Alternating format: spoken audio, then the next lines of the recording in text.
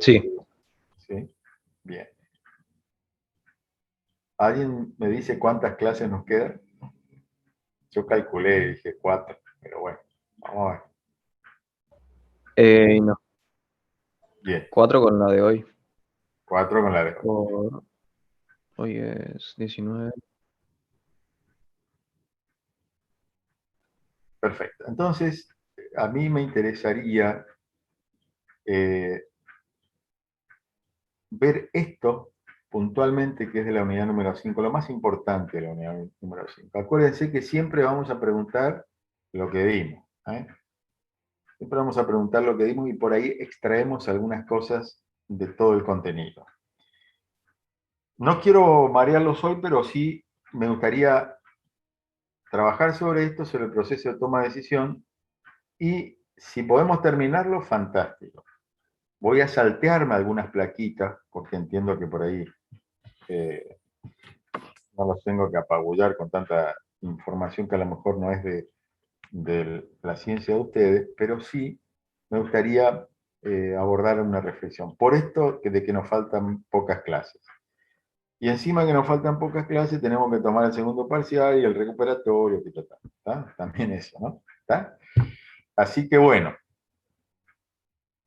el proceso de toma de decisión. Yo no voy a explicar el proceso mecánico, ¿no? Como siempre, no voy a explicar eso. Yo voy a explicar el proceso de toma de decisión que ocurre en la mente del directivo y del gerente, ¿no? ¿Qué cosas tiene que tener en cuenta? Primero, asumir de que el director, el gerente, en realidad tiene ese rol para tomar decisiones. ¿Y se acuerdan eso que yo les dije? Dirección, decisión y responsabilidad, esa trilogía que aparecía junto a conceptos, hechos y actitudes. ¿Se acuerdan de eso? Que lo habíamos dicho. Bueno, ¿sí?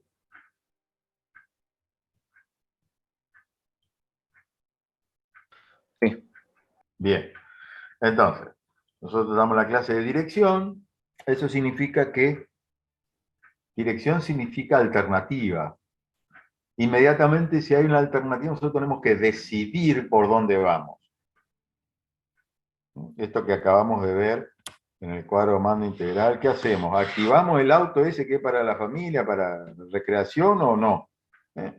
¿O es un bien personal, por ejemplo, para establecer el resultado? Y la otra palabrita, responsabilidad, porque si en realidad nosotros tomamos decisiones y no somos responsables por lo que decidimos, estamos fritos.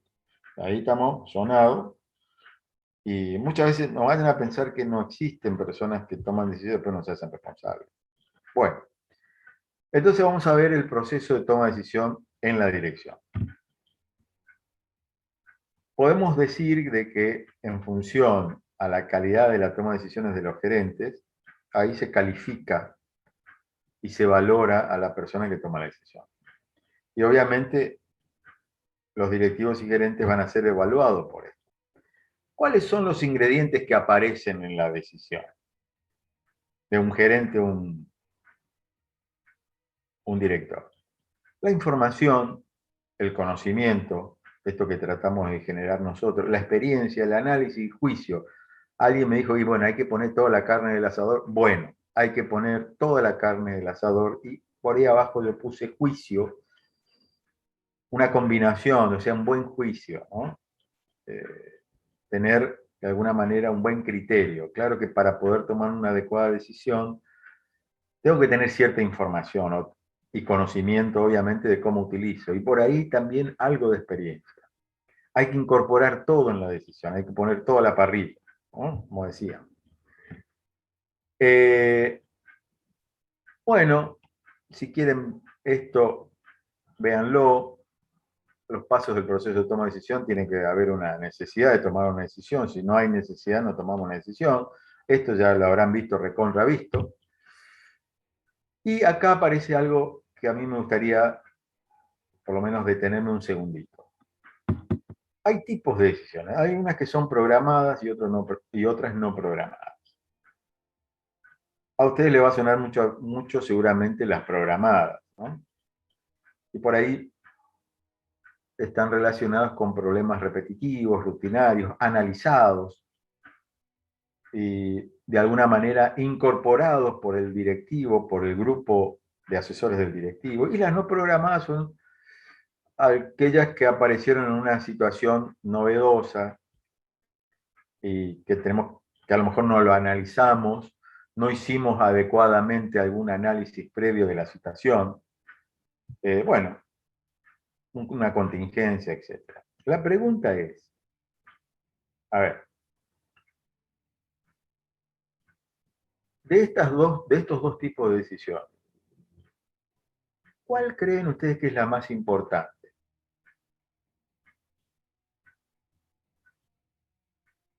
Desde el punto de vista del director gerente.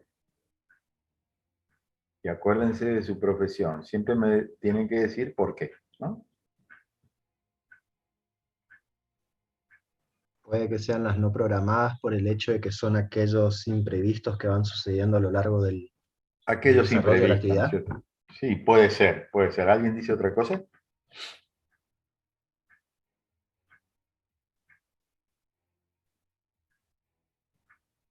Nuevos requerimientos. Bien, bien.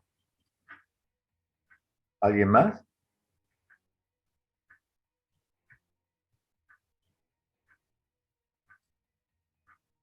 ¿No? Bueno, obviamente las no programadas en realidad eh, tienen más riesgo. No es que son más importantes, tienen más riesgo porque en realidad lo que no hicimos acá fue prever algunas cosas, no supimos leer la situación de mercado, no supimos leer el devenir. ¿Se acuerdan cuando hacíamos el análisis del entorno? Allá, las primeras clases, ¿se acuerdan? Está asociado con esto. Si un directivo, un gerente, no hace el estudio del entorno convenientemente, che, esto va a venir, fíjense, y le va a agarrar todas las no programadas. ¿Por qué lo que está mirando es la programada? Acá me estoy manejando acá tranquilo, qué sé yo, no va a pasar nada. ¿Eh? Entonces, en realidad, las dos son importantes. Yo puse una palabrita un poco para que el ejemplo me entre, ¿no? Nada más. Y en realidad, las dos son importantes, pero obviamente que las no programadas tienen más riesgo. Pero también develan algo. El directivo, el gerente, no hizo bien esa lectura del ambiente, esa planificación, esa observación del análisis del entorno. No se tomó el tiempo para que llevar esta programación a lo que realmente pudo haber sucedido. Claro, nadie pensaba lo de la pandemia, ¿no es cierto? Pero alguien por ahí me dijo, con este ejemplo que les acabo de decir, sí, pero Jorge, el tema del COVID ya estaba en diciembre del año pasado, anterior, no era 2020, y es cierto, ya estaba, claro, no supimos leer un poquito el devenir, no supimos leer el devenir de lo que iba a suceder o lo que podría llegar a suceder. Entonces, primera situación y primera reflexión. Para el directivo lo importante, sin duda, es tener de alguna manera las decisiones programadas. Fíjense los gerentes de banco. Antes un gerente de banco, vos te ibas, te conocía porque eras buen vecino, buen cliente, trabajabas bien, ningún cheque rebotado, siempre avisaba de antemano, la carpeta todo en orden, qué sé yo, te daba el crédito. Ahora vos te vas al banco y te dice, ¿cómo te llamas? Fulano de tal. Listo, dame su número de quit, dame el quit. Ah, usted tiene tanta empresa, bueno, tengo un movimiento. O sea, un sistema te dice si te mereces o no te mereces el crédito. Entonces, ¿por qué? Porque está programado. Y esa es una actividad de ustedes, una actividad que está anclada en la especialidad de ustedes, en la información, ¿eh?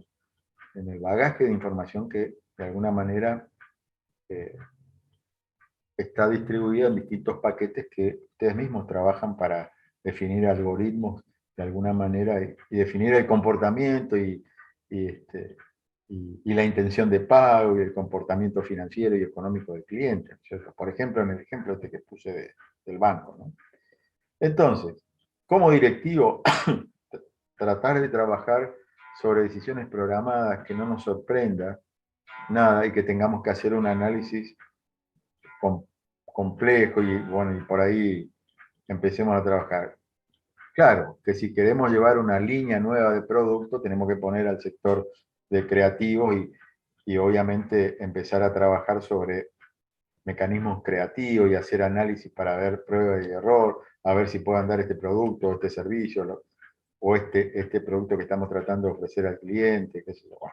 ¿Ah? Bien, ¿se entiende esto?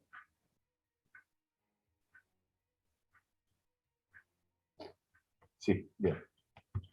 Bien, obviamente que detrás de todo esto, lo que decíamos, el tema riesgo. Las condiciones que aparecen para la toma de decisiones están en relación a la certidumbre y a la incertidumbre. Y ahí aparece el riesgo. Claro, el riesgo, si hay certidumbre, bueno, hay un alto control gerencial. Si hay incertidumbre, hay bajo control gerencial. Entonces lo que tratamos es de disminuir el riesgo, por eso tratamos de trabajar con decisiones programadas, o sea que no nos coma la sorpresa, sino que hagamos la lectura correspondiente. Para eso vimos esto del análisis del entorno, etc. Bien, acá hay algunos ejemplos de certidumbre, de riesgo, por ejemplo, una preinscripción o venta anticipada. ¿Vieron? Viene un artista, che, hay ventas anticipadas. Si no se logra tantas personas, le devolvemos el dinero. Listo, fantástico. Hay una preinscripción, porque nadie quiere, eh, nadie quiere correr con el costo del riesgo, sino que lo que hacemos es minimizar el riesgo. Y ahí aparecen los cálculos probabilísticos, pero el tema es cuando aparece incertidumbre. Claro, ahí ya no tengo información, eh, hay condiciones externas, muy externas, que no los puedo controlar. Ahí empieza a aparecer la característica personal del directivo y el gerente. Ahí empiezan a aparecer los optimistas, ahí empiezan a aparecer los pesimistas, o personas que a lo mejor minimizan el sentimiento de remordimiento por haber tomado una decisión, o no se razona lo suficiente, y ahí aparece un concepto, que aparece ahí abajo, no sé si se ve. A ver, voy a tratar de... Ahí. Ahí está. El potencial de disonancia. Que alguien busque en Google potencial de disonancia cognitiva. Yo ahí puse potencial de disonancia, pero en realidad potencial de disonancia cognitiva. Si alguien lo encuentra, ya nos dice qué es eso. Estoy hablando siempre del directivo, de las cosas que debemos saber nosotros, de qué nos pasa, ¿no es cierto?, al momento de tomar una decisión. Aparece esto del riesgo, la incertidumbre, aparece esto de tener una mentalidad optimista, pesimista, o que minimizamos el sentimiento de remordimiento, o a veces no razonamos lo mismo y le metemos, sí, porque somos corajudos y le metemos, ¿no? ¿Encontraron? Yo encontré que es la tensión o desarmonía interna del sistema de ideas, creencias y emociones que percibe una persona, que Bien, tiene al mismo tiempo dos pensamientos que están en conflicto. bien, hay un conflicto. ¿Alguien más encontró otra cosa?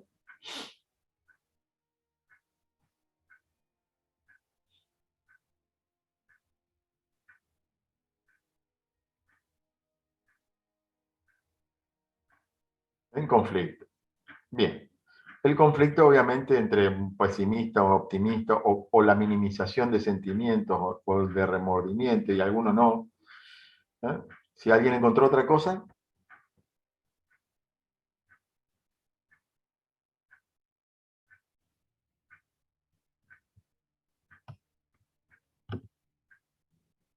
bien. A ver, voy a buscar yo. ¿No encontraron nada? A ver, para no ser tan maestro ciruela, voy a buscar yo. A ver, potencial de disonancia cognitiva.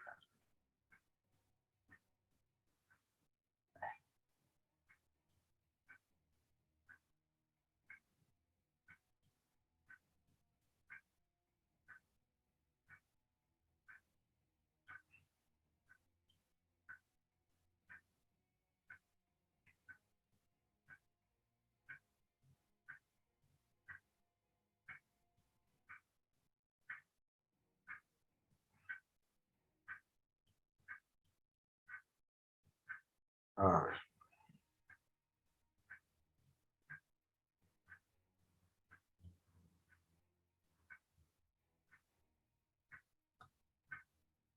Bueno, uy, pues, ahí está. Esto fue escrito en octubre del 2020. Disonancia cognitiva. Acá, obviamente, tiene que ver con un aspecto psicológico y por eso, esto no es una clase de psicología, pero lo que tenemos que saber es cómo pensamos nosotros cuando tomamos una decisión o qué cosas podemos pensar. Y acá dice una tal Sonia Castro, dice, potencial de disonancia cognitivo, pensar de una manera y actuar de otra. Quien esté libre de pecado, ta, ta, ta, ta. Disonancia cognitiva. Experimentar de forma habitual este tipo de situaciones que nos llevan a entrar en disonancia cognitiva. Hay una tensión entre lo que pienso y entre lo que hago. Obviamente coincide con esa conceptualización que ustedes lo definieron. Y el problema es resolver ese conflicto. Es un conflicto entre lo que decido y lo que realmente a lo mejor, o lo que pienso y lo que hago. Y lo que hacemos es, este concepto aparece una vez que tomamos una decisión,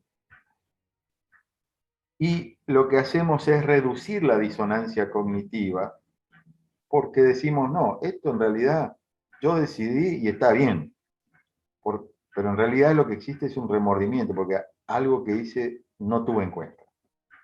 Entonces, esto genera un cambio de conducta, altera el ambiente y hace que las personas puedan manejarse mejor en cuanto a esa aceptación. Después hay una serie de, acá, bueno, este después en todo caso se los paso.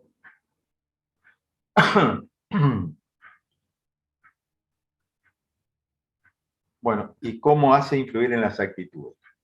El potencial de disonancia cognitiva, así lo puse acá yo, en función a esto. Luego de tomar una decisión aparece una tensión, una duda, una angustia. Esto que dijo el compañero. Y entonces acá aparece esto que por ahí parecería irrisorio. Preguntarnos si la decisión es importante psicológica o financieramente.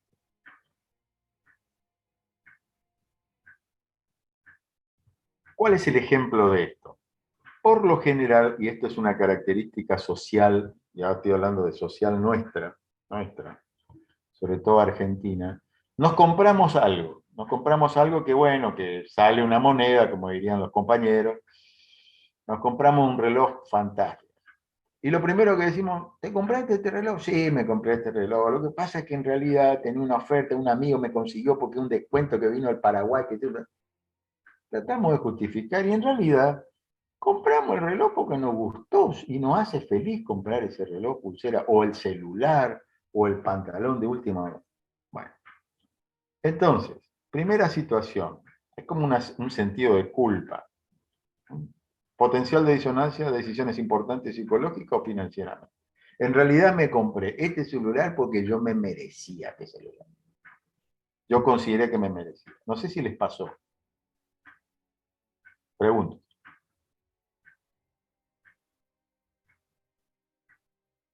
Yo recién ahora empecé a trabajar, así que la plata recién ahora puedo decir yo me merezco. Bien. Entonces, trata de en todo caso adquirir o establecer algún tipo de acción, lo que sea, porque a vos te hace sentir psicológicamente bien. Porque vos lo quisiste comprar. Entonces, primera situación, primera duda o angustia, o a veces comprar algo sí, y hay una serie de alternativas que no se tomaron. Che, ¿dónde te compraste ese coso? Yo me compré acá en la web. ¿Y cuánto pagaste? Y yo, al toque. Bueno, me compré tanto. Pero acá a la vuelta había otro que salía un poco más. Uy, ya empieza, claro, no establecí la alternativa, hubiese caminado 2 cuadras más. Eh, entonces, puede aparecer una situación que me hace angustiar por haber tomado la decisión. o las alternativas que no se tomaron poseen muchas características favorables, esta que yo digo, ¿cierto? Pero este artículo que lo compré, hubiese caminado 3 cuadras más y había otro que lo superaba. Bueno, primera situación, potencial de disonancia cognitiva. Después de tomar una decisión, aparece el potencial de disonancia cognitiva, esa angustia. Hice bien, no hice bien. Me compré el pasaje en avión, podía haber ido a un colectivo, no, pero bueno, avión. Ahorro un poco el tiempo, es mi tiempo, trato de justificar. Cuando la disonancia ocurre, no a todas las personas le ocurre, pero cuando la disonancia ocurre, las personas lo que hacemos, solemos reducirla. ¿Por qué? Porque eso es una concepción mental que de alguna manera nos hace pensar y repensar. Hay personas que dicen, sí, la verdad que me equivoqué, nos equivocamos con fulano, la realidad le pedimos que se vaya, en realidad no tenía que haberse ido, tomamos una mala decisión, es difícil que reconozcamos, cometimos un error, sí. ¿Qué hacemos? Buscamos información que apoye la decisión, sí, pero lo que pasa es que tomaba mucha Coca-Cola, por eso en realidad tratamos de definir como, o justificar un poco, ¿no? O percibir alguna selección o juntarnos con personas que nos digan, no, hiciste bien por tal cosa, distorsionamos. O adoptar un punto de vista menos favorable. O minimizar la importancia de esto que acabo de decir, de los aspectos negativos de haber tomado esa decisión.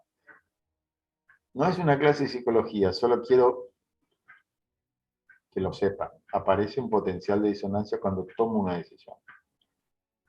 Lo que estamos tratando de hacer es que no tengamos ese potencial de disonancia, ¿no?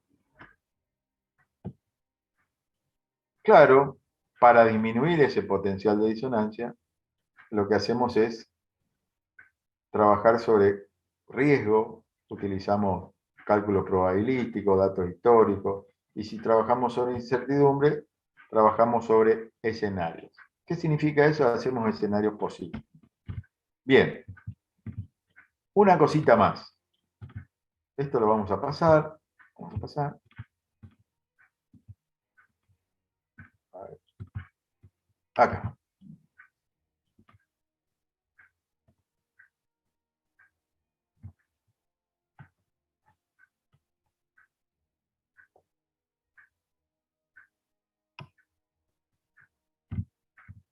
Bueno, esto si quieren véanlo, el tema de generación de escenarios, ¿no? Bueno, acá. Como teníamos el potencial de disonancia, hay alguien que por ahí también dijo, che, si nosotros tenemos que tener todos los datos para poder tomar una adecuada decisión, en este mundo complejo, dinámico y competitivo, ¿se acuerdan de eso? Hay un tipo que se llamó Herbert Simon que sacó un premio Nobel por decir, che, la racionalidad humana es limitada.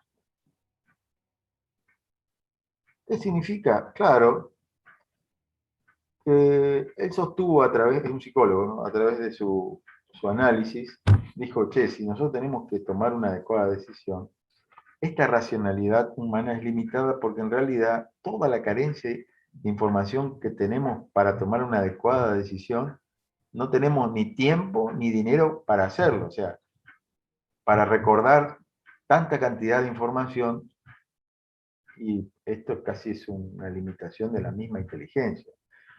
Esto dio origen a la aparición de los sistemas informáticos, que de alguna manera trajo un poco la profesión de ustedes. También este Herbert Simon dijo en su tesis del premio Nobel, dijo, también es cierto que una vez que tomamos la decisión aparece el conformismo. En lugar de buscar una decisión ideal, los gerentes por ahí o directivos se conforman con frecuencia con soluciones que están a mano o que de alguna manera parecería que nos deja conforme. Y adoptan la primera decisión. Sí, bueno, hasta la primera decisión y era así, qué sé yo, tratar de justificar. Bueno. Y ahí aparecen algunos conceptos que tienen que ver con esto que aparece ahí. la heurística. Las personas tienen principios heurísticos. ¿Qué es esto? Primero, la disponibilidad de los datos, lo más cercano. Que en realidad, alguien me dijo hace poquito, hace muy poquito, 4 o 5 días, en realidad, esta gente no sabe cuáles son los antecedentes de esta otra persona, porque en realidad no investiga tanto. En realidad, investiga lo que tiene a mano, lo que tiene inmediatamente en el escritorio, o lo que tiene en internet y aparece en todo caso una investigación somera. No pregunta a lo mejor a especialistas, o no comparte la información con otros compañeros para que le den más información o lo que sea. Entonces, la disponibilidad de hechos disponibles, cercanos. Primer dato, principio heurístico. Con esto queremos decir que un directivo debería estar tomando los recaudos necesarios para tratar de hacerse de información de todo tipo, no con la disponible inmediatamente, solamente. Lo otro, principio de representatividad, lo que representa. Y de alguna manera aparecen los estereotipos. Nosotros los argentinos somos bastante estereotipados. ¿Qué es un estereotipo? Porque por ello estoy utilizando esa palabra y no se está entendiendo. Vamos a buscar en Google. ¿Qué es un estereotipo? ¿Lo saben?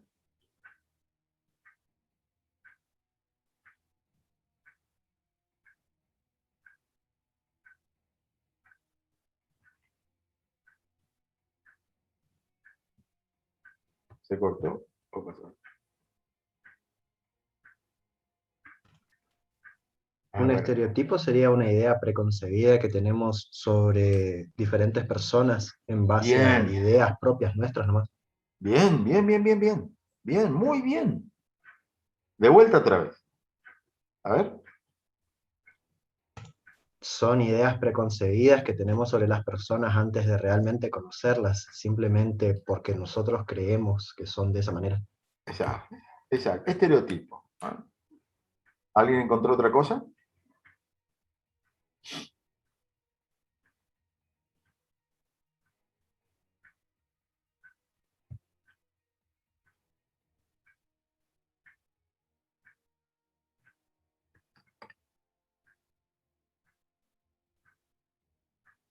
¿No?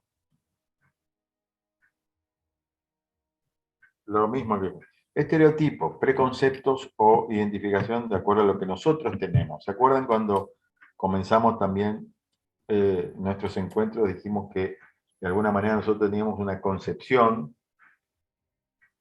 y por ahí una forma de pensar, porque no solo somos nosotros, sino somos nosotros y todos nuestros ancestros que de alguna manera conformamos una persona totalmente distinta, y por eso hablamos de la complejidad.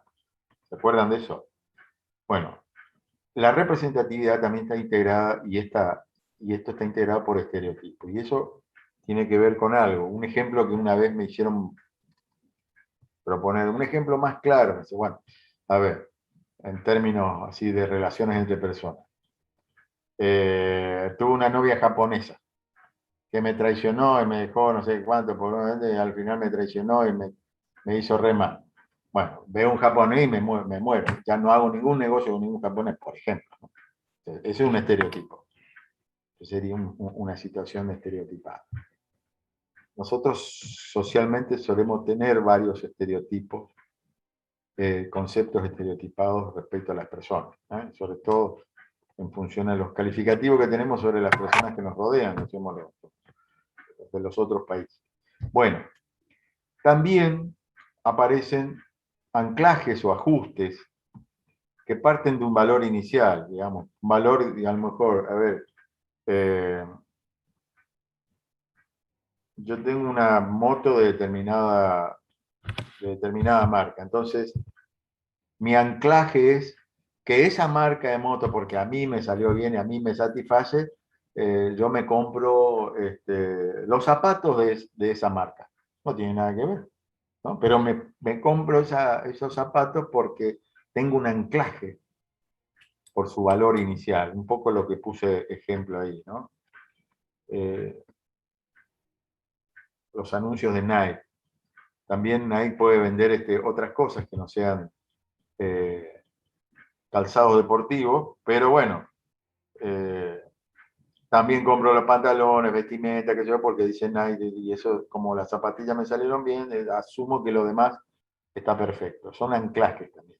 Son suposiciones que al modelo de decisiones es bueno tener en cuenta. Entonces, primero, potencial de disonancia. Segundo, racionalidad limitada.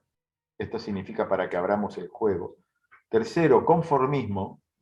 Esto, evitar el conformismo. Y cuarto, el tema de las reglas de heurística que tienen que ver con esto, la disponibilidad inmediata de datos, los estereotipos y los anclajes. Bueno, y por último, Herbert Simon hace una vuelta de rosca y dice la racionalidad sustantiva. Esto es muy común, sobre todo en mi profesión.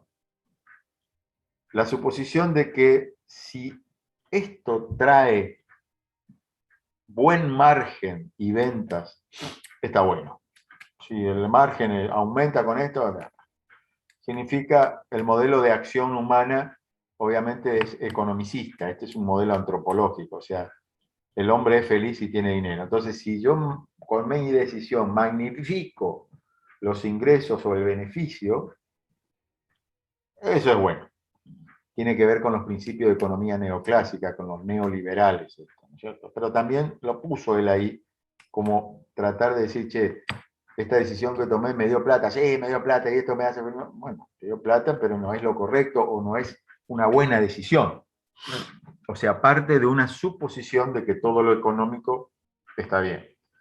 Entonces, ahí aparece una situación también a tener en cuenta. No sé si se entiende esto que dije.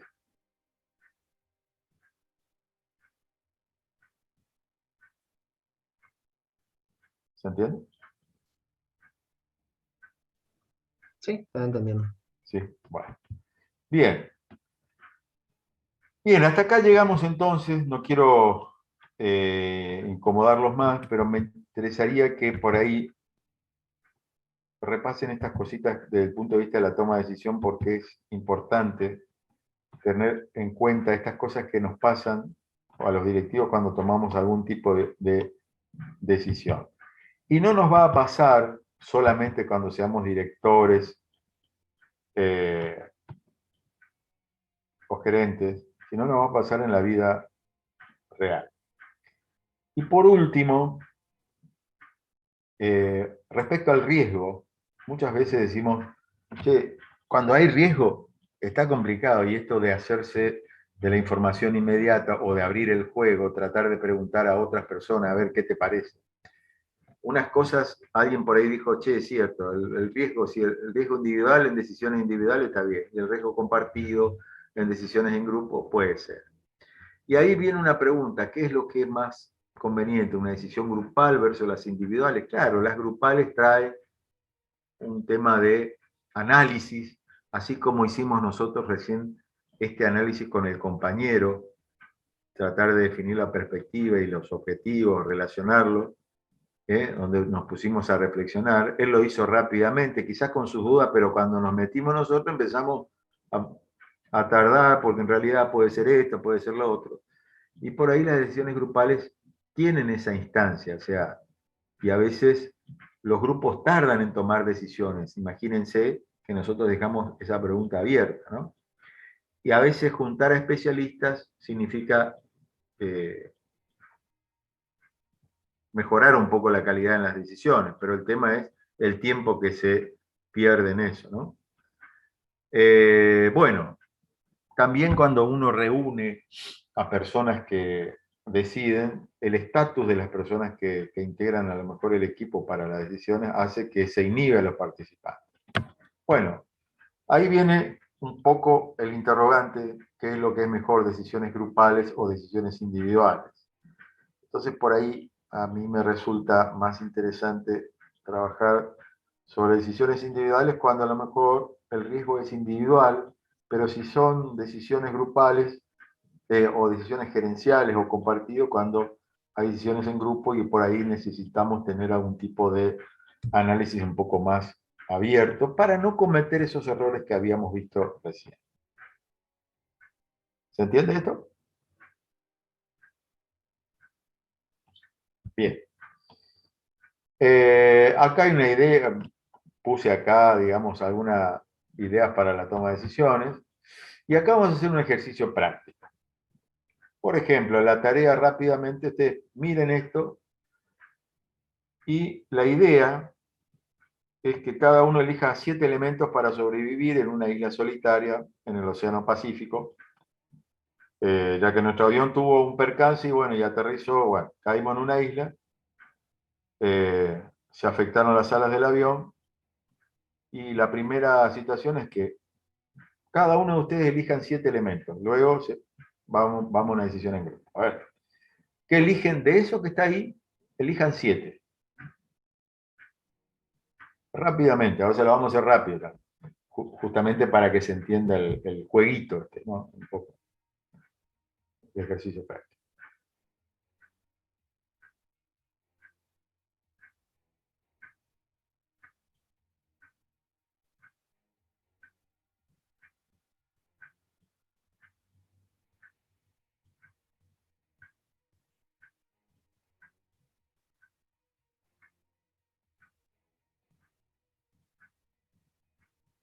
¿Estamos?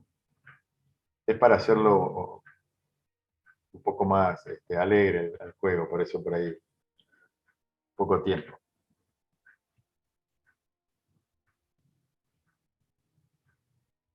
Y vamos a darle la palabra a otro compañero, así lo dejamos tranquilo al primer compañero que puso el aporte de su práctica.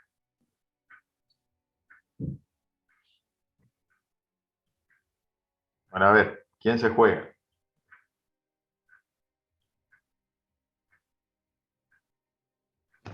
Yo llevaría A los ver, 20 litros de agua, bien, el equipo de pesca, sí, el nylon, sí, el, se me perdió, los metros cuadrados de plástico opaco, sí, un mosquitero bien, y las raciones. y las razones. Faltó uno más, 7. Y el petróleo y el aceite. El petróleo, bien. ¿Están de acuerdo con el compañero?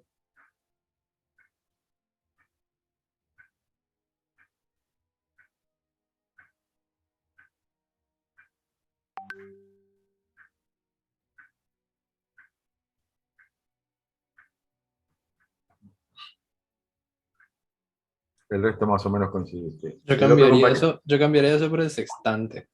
El sextante. ¿Y qué es el sextante? Es para ubicarnos, digamos, para saber hacia dónde tenemos que ir. No estoy del todo Bien, seguro de cómo funcionan los sextantes, pero sé que son más o menos para eso. bien. La pregunta es, Sí, algo así es. ¿se acuerdan de Jack Sparrow? ¿Se acuerdan? Pirata del Caribe utilizaba el sextante. Era como un compás, ¿se acuerdan?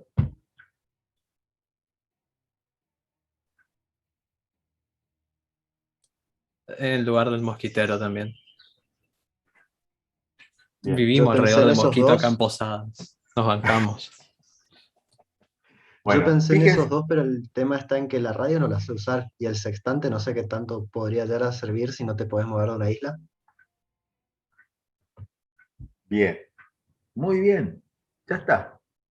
El ejercicio ya cumplió. Fíjense, cada uno reemplaza otra cosa y yo por ahí coincido. Bueno, la radio, fíjense, el sextante, está bien, el sextante es importante como dato. Pero ¿quién lo sabe usar? Bien. Quizás esto hace de alguna manera representar que en una situación límite, por ahí tenemos que tomar una decisión. Y en una de esas, lo primero que habría que hacer, che, a ver, ¿alguien hizo supervivencia alguna vez? Listo, entonces aparecen los especialistas. Sí, la verdad, yo vi en televisión, no. ¿Hiciste supervivencia? ¿Qué es lo más importante? Bien. Entonces, fíjense cómo una decisión individual difiere un poco de lo que es una decisión en grupo. Ya el compañero ya nos ilustró con que el sextante obviamente es un aparato para, de alguna manera, medir hacia dónde vamos. Claro que si no lo sabemos usar, estamos sonados, ¿no? Bueno, era un poco para poner en situación esto de tomar decisiones individuales ante una situación y tomar decisiones en grupo. ¿Ya? ¿Se entendió? Bien. Bueno, terminamos por acá y vamos bien. En la clase que viene ya capaz que podemos ir terminando algunas cosas. ¿Está? Preguntas hasta acá. Podemos preguntarle el potencial de, ¿no? Podemos preguntarle el potencial de disonancia, ¿sí? Todo ese tipo de cosas podemos preguntar. La racionalidad limitada, eso, ¿sí? ¿Cómo, profe? No, si podemos preguntar el potencial de disonancia, la racionalidad limitada, todo eso que dijimos acá como situaciones a tener en cuenta. ¿Sí? De preguntar en dónde. En el examen. Ah, sí. Perfecto, perfecto. Bueno, listo entonces. Si no tenemos más preguntas, vamos terminando por acá y el próximo martes nos encontramos, ¿no? Vamos a ir tratando de ir cerrando despacito la materia, ¿no? ¿Listo? Nos vemos. Chao Perfecto. chicos, que Profe, pasen nos bien. Hola, profe.